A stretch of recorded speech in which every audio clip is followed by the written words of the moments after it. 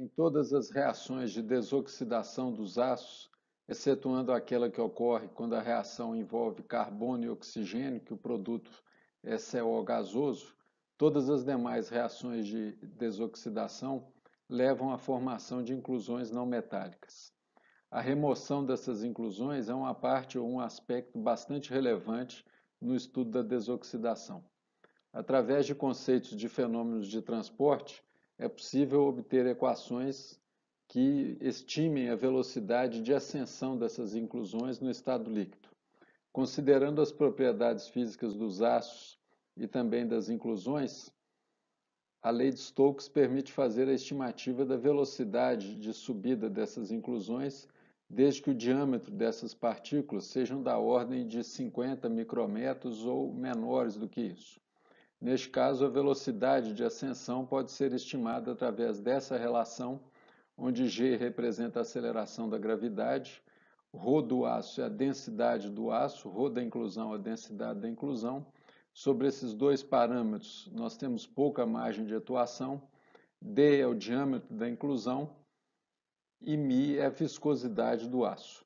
Aqui é fácil de verificar que dos parâmetros sobre os quais temos alguma forma de atuação, o diâmetro da inclusão é um aspecto bastante importante. Vemos que a velocidade de ascensão das inclusões varia com o diâmetro delas elevado ao quadrado e que a velocidade é inversamente proporcional à viscosidade do aço. Sabemos de conceitos também de fenômenos de transporte que a viscosidade do aço tende a ficar maior à medida que sua temperatura diminui. Dessa forma, a remoção das inclusões é dificultada à medida que o aço vai sendo resfriado e fica bastante limitado quando ele começa a se solidificar. A figura a seguir é uma representação gráfica da relação que foi apresentada no slide anterior. Na ordenada, nós temos a velocidade de subida das inclusões expressa em centímetros por minuto, ou uma escala alternativa, que seria o deslocamento das inclusões após um intervalo de 10 minutos. E na abscissa, nós temos o diâmetro das inclusões em micrômetros. É interessante observar que todas as escalas, tanto das abscissas quanto das ordenadas, são logarítmicas. Cada linha que é apresentada aqui corresponde a uma diferença de densidade entre o aço e a inclusão, todas elas expressas em grama por centímetro cúbico. No caso das inclusões não metálicas e do aço, esse valor de Δρ é de aproximadamente 5 gramas por centímetro cúbico, o que equivale a 5.000 kg por metro cúbico.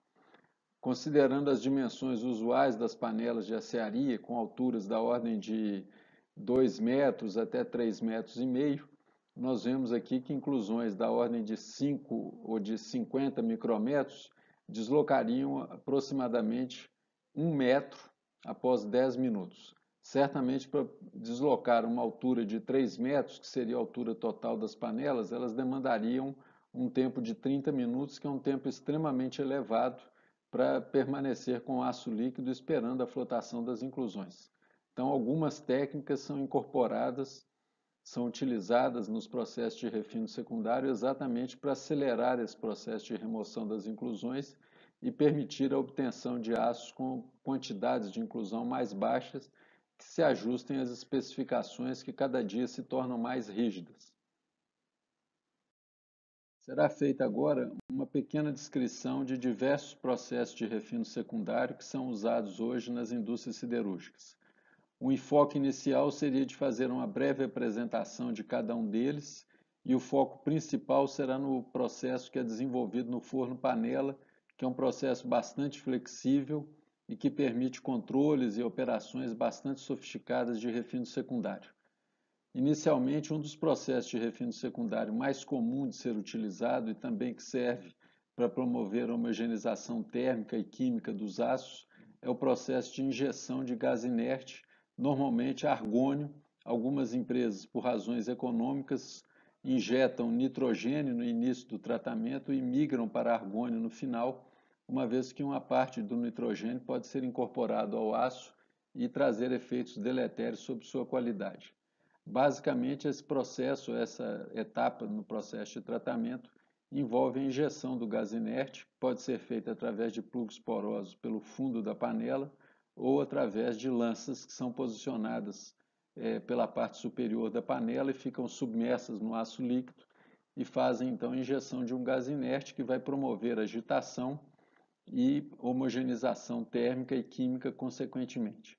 A injeção de gás inerte também é importante para auxiliar a flotação das inclusões não metálicas, uma vez que as bolhas de gases podem, em sua trajetória ascendente, capturar as partículas não metálicas, as inclusões, e como a velocidade das bolhas é superior à das inclusões, normalmente elas têm dimensões mais elevadas e a diferença de densidade delas para o aço é maior, elas permitem com que as inclusões flotem mais rapidamente.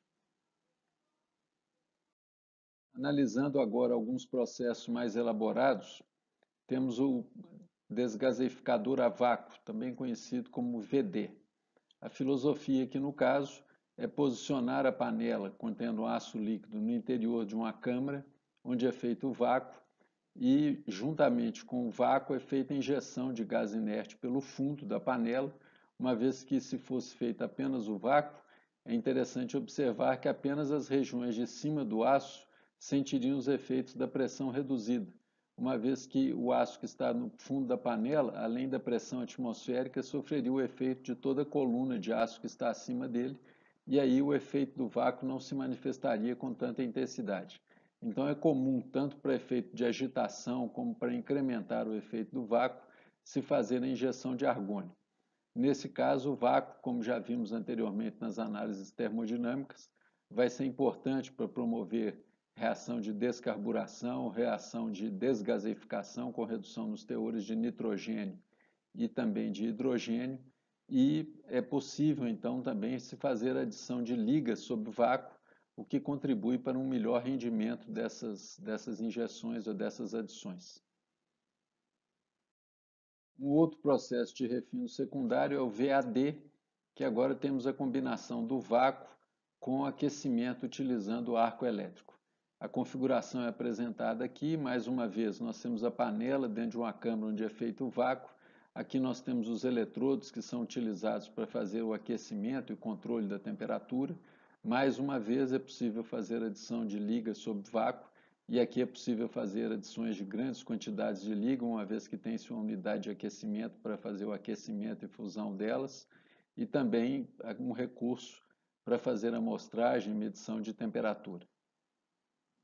Outro processo que também utiliza o vácuo é o VOD, que envolve a utilização de vácuo combinado com injeção de oxigênio.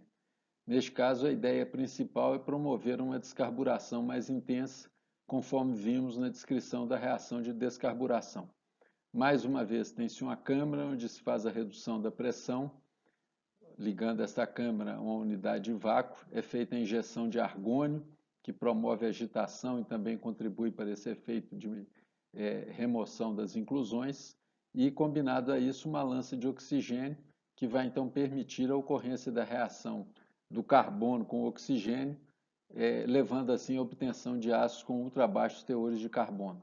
Mais uma vez, é possível realizar a adição de ligas na presença do vácuo, que contribui também para um melhor rendimento dessas adições. Um outro processo de refino secundário é o caso OB. O significado das letras é apresentado aqui, onde se observa que é feito um ajuste com injeção de argônio, borbulhamento de argônio juntamente com sopro de oxigênio, e essa injeção ou essas adições são protegidas através do uso de um snorkel. Aqui nós temos a configuração do sistema, nós podemos injetar argônio tanto por uma lança quanto por um plug poroso, e é feita então a formação através da pluma que é formada, abre-se um olho de escória e sobre esse olho então é posicionado um snorkel que vai evitar que o aço líquido entre em contato com a atmosfera, e aí nessa região se pode fazer adição de ligas e também soprar o oxigênio. Dessa forma, com a adição de ligas protegida, é possível evitar o contato dessas ligas com a escória, que poderia provocar o retorno de alguns elementos, como fósforo, para o metal líquido. Então, esse é um processo interessante, principalmente quando se vai fazer adições de ligas, que têm afinidades grandes pelo oxigênio, que podem, então, provocar o retorno de alguns elementos contidos na escória ao banho metálico. Tem-se também o processo de refino chamado IRUT, a representação de cada uma das letras é identificada aqui, significa refino através da injeção de ligas e promoção de elevação de temperatura através de reações ou de aquecimento químico. Neste caso, se faz injeção de oxigênio através de uma lança e o aquecimento se dá através da oxidação de elementos como silício e alumínio. As reações de oxidação desses elementos são bastante exotérmicas, permite então ser uma alternativa interessante para promover aquecimento do aço sem necessidade de uso de energia elétrica. Nesse processo também é feita a injeção de gás inerte. Sempre que se fala em injeção de gás inerte, estamos pensando nos efeitos que ela promove em termos de agitação e contribuição para remoção das inclusões não metálicas. Um processo utilizado na produção de ácidos ultrabaixos teores de carbono é o processo RH. Diferente dos casos anteriores, o símbolo aqui, as letras, estão associadas não ao que ocorre no processo, mas sim às duas empresas que desenvolveram essa tecnologia. No caso aqui, se utiliza também a panela, que está contendo o aço líquido, e é utilizada uma câmara de vácuo. Aqui não está representada toda a câmara, só a sua parte inferior. Na base dessa câmara, nós temos duas partes cilíndricas, que são denominadas snorkel ou também de pernas, que vão ser submersas no interior do aço líquido. Em uma dessas pernas vai ser injetado argônio e na câmara de vácuo vai se reduzir a pressão, e quando essas pernas estiverem submersas no aço líquido, a redução de pressão então vai fazer com que o aço penetre no interior dessa câmara de vácuo, como mostrado nessa sequência de imagens. Então aqui está sendo feito o vácuo. Durante o período em que o vácuo está ficando mais intenso, o aço vai ascendendo pelas pernas. Simultaneamente com isso, em uma das pernas é injetado argônio. Quando o processo já alcança situação normal de trabalho, nós temos uma coluna de aço que normalmente é da ordem de 1,5 metros, 1,5 metros, que alcança uma parte no interior, na base da câmara de vácuo, e mantém-se a injeção de argônio por uma das pernas. O que o argônio vai promover aqui é que as bolhas, se deslocando com grande velocidade, vai arrastar o aço líquido junto com elas. Então o aço vai ser submetido à câmara de vácuo. A hora que as partículas ou que as bolhas são desprendidas, o aço fica mais denso e retorna pela perna de descida. A perna onde é injetado o argônio é normalmente chamada de perna de subida.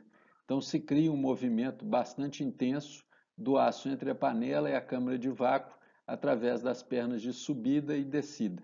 Em alguns estudos que foram desenvolvidos aqui no próprio Departamento de Engenharia Metalúrgica e Materiais da UFMG, junto a algumas indústrias siderúrgicas, se constatou taxas de circulação do aço da ordem de até 200 toneladas por minuto. Isso significa que numa panela de 300 toneladas aproximadamente, a cada 1,5 minuto o aço todo que está na panela seria submetido ao vácuo. Isso promove uma reação de descarburação bastante intensa e consegue fazer tratamentos levando a concentrações de carbono da ordem de alguns ppm em poucos minutos. Esse processo é utilizado muito para a produção de aço para a indústria automobilística. Uma variação do processo RH tradicional que é visto aqui é o RH com injeção de oxigênio pelo topo. Neste caso, se consegue ainda um ganho adicional também em termos de aquecimento, uma vez que pode-se adicionar alumínio, o que vai promover um aquecimento aluminotérmico, e também adição de ligas. Isso também é feito no RH tradicional, e a adição de ligas sob vácuo é sempre interessante com efeito sobre o rendimento dessas adições.